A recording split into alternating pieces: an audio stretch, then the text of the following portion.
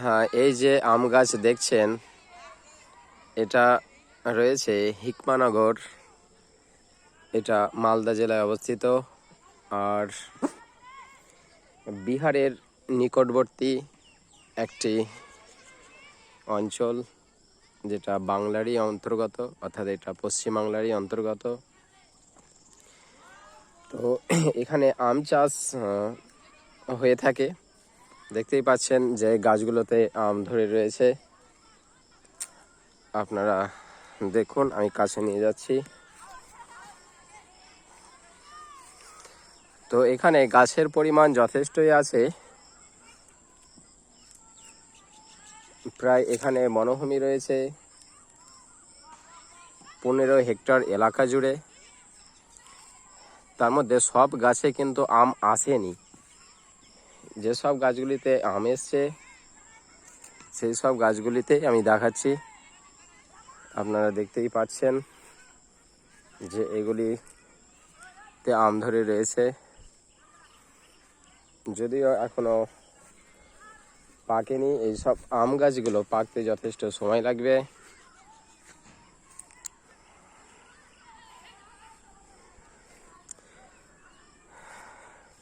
পাশেই আমাদের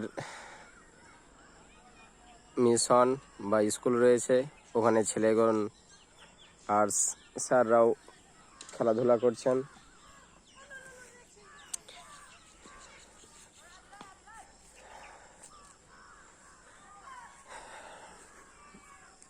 কতই না সুন্দর একটা পরিবেশ, যেখানে আম গাছ আর ভিতর দিকে লিচু গাছ রয়েছে। পরের দিন লিচু গাছের ওপর একটা ভিডিও রাখবো, আপনারা সেটা উপভোগ করবেন।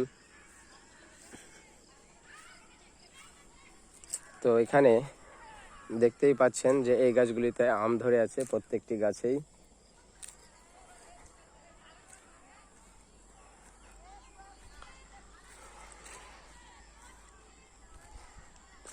ভিতর দিকে আম গাছের পরিমাণ, লিচু গাছের পরিমাণ যথেষ্ট আছে।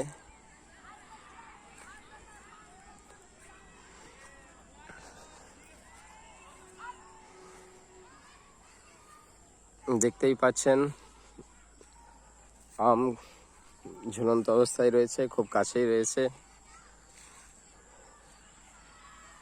হাতের নাগালের কাছেই। আর দেখতেই সুন্দর লাগছে।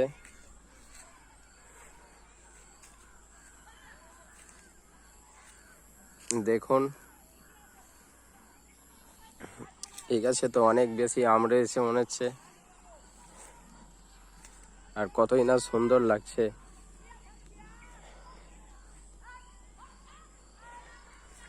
এগুলো সব আম গাছ। এই গাছগুলোতে প্রায় প্রত্যেকটি গাছেই আম ধরে রয়েছে।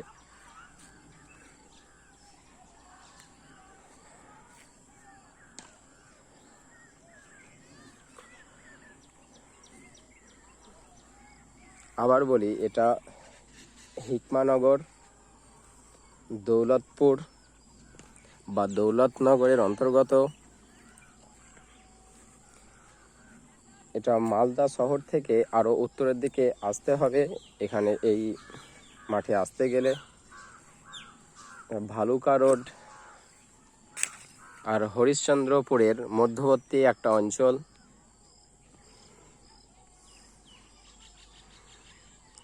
আর আমরা বাগানের একদম শেষ কিনারাতে রয়েছি, অর্থাৎ এখান থেকেই বাগান শুরু হচ্ছে।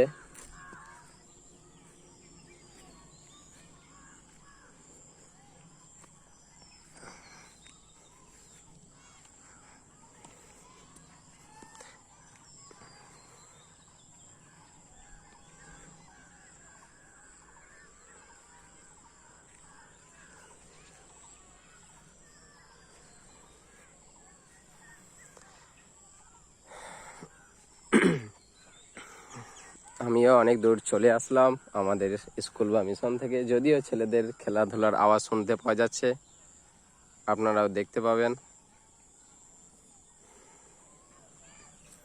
এই সব গাছগুলোতেই আম রয়েছে কম বেশি। আচ্ছা, আজকের ভিডিও এত দূর পর্যন্তই। আবার আলোচনা রাখা হবে অন্য কোনো ভিডিওয়। আমরা পরবর্তী ভিডিওটার লিচুর ওপর রাখবো। Tata, bye bye, have a good day.